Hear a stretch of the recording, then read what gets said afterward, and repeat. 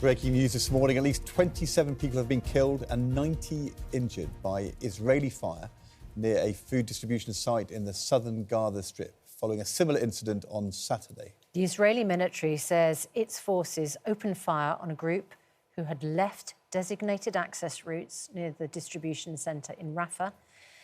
It says it's still investigating what happened. Defence Secretary John Healey joins us now. Good morning to you, John Healey. This situation just seems to get grimmer and grimmer. People waiting for aid now dead. What do you understand about what's happened, and what is your message for the Israeli government this morning? Look, it's agonising seeing what's going on in Gaza. It's totally intolerable. My message, the government's message, is the same in private, and I've had this conversation with the Israeli Defence Minister. The same message is in public, which they have got to pull back from their new military offensive. They've got to look at a ceasefire and seize the opportunity that the Americans, the Egyptians and the Qataris are trying to broker, and above all, they've got to allow the flood of aid that's required to help the Palestinian civilians to stave off the starvation and the sort of scenes of violence and desperation that we've seen overnight. This is the way that we give a long-term chance of peace a chance, because in the end there can be no military solution to Gaza. There's got to be a point at which the fighting stops. There's got to be a point at which the serious talking starts.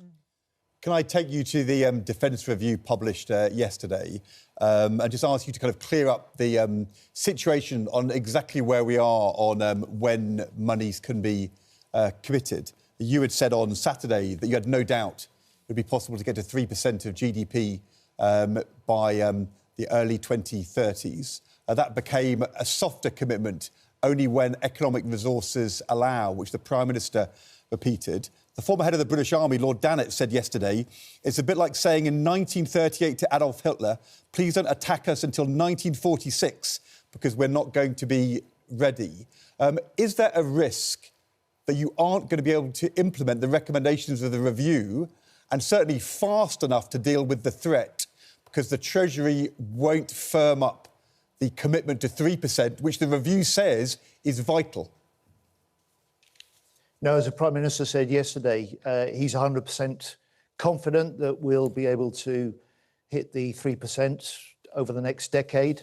I think people can really judge us as a new government on what we've already done. There's an extra $5 billion going into defence this year. There's a plan now, by switching money out of overseas aid and putting it into defence to meet the threats we face, in 2 years' time to hit 2.5% of GDP. Now, this is a country that's not spent that since 2010.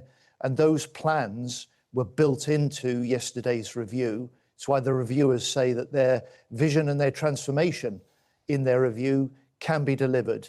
And I'm determined, just as the Prime Minister said, that we will spend what we need. And I'm confident that we can do that in order to deliver this review. The Prime Minister said he was 100% confident, but he couldn't tell us when. He does say it depends upon the economy. Can I ask you, though, about the scale of the money you're now talking about giving to defence? There's been a lot of numbers. There's lots of talk about equipment. As a former Treasury Minister yourself, you'll know that in the past, the MOD has a pretty checkered record of spending money well. In fact, you said back in 2022, in a dossier in opposition, that you'd found £13 billion of wasted taxpayers' money. The department was uniquely failing. You said your dossier demonstrates the scale of MOD waste is significant and systemic. And I wondered, in this review, are there any systemic changes which give us confidence that the Ministry of Defence is not going to do what you say it's done in the past, uniquely failing, wasting public money in the billions? Yes, first of all, the scale of the spending is the biggest increase in defence spending since the end of the Cold War. That's the 2.5%. But you're quite right. It's not just how much you spend, it's how well you spend it. And so from day one, as the Defence Secretary, I brought in the deepest defence reforms for 50 years. For the first time, we now have a military strategic headquarters at the centre. The Chief of the Defence Staff commands the services. We have a single investment budget instead of multiple parts of defence making their own investment decisions.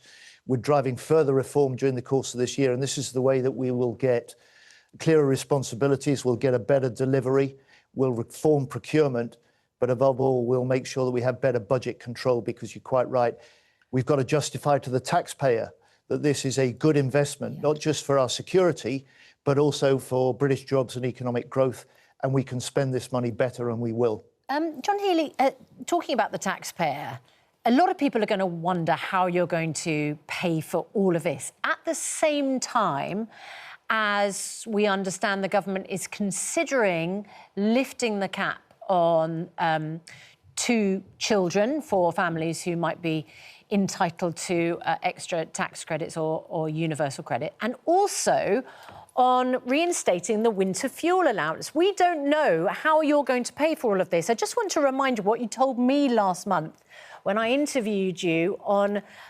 VE Day about the winter fuel allowance. And I just established you're not changing course. You're going to maintain that withdrawal of the winter fuel allowance from most of our pensioners. There is no review of the winter fuel allowance underway, but we are continuing to protect those who are most vulnerable. OK. Last week, the Prime Minister said there had been a review of the winter fuel allowance and he was going to reinstate it for certain pensioners. Did you not know that that review was underway? Well, first of all, we're paying for the increase, the record increase in defence spending since the Cold War by switching funding from overseas development aid, a difficult decision, but that's important to meet the threats that we face, and we will do that in 2 years' time. On the winter fuel allowance, the Prime Minister's made a statement after our interview when he said he wants to extend the eligibility of the winter fuel allowance. And what allows us to consider that now is the signs that the economy may be recovering because of the steps the government's taken. But were they signs of economic recovery that you hadn't been told about?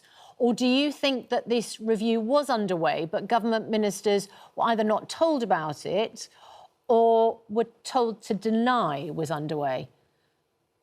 No, I mean, since we talked then, Susanna, we've had a further interest rate cut. We've had the third of 3 trade deals that are now in place.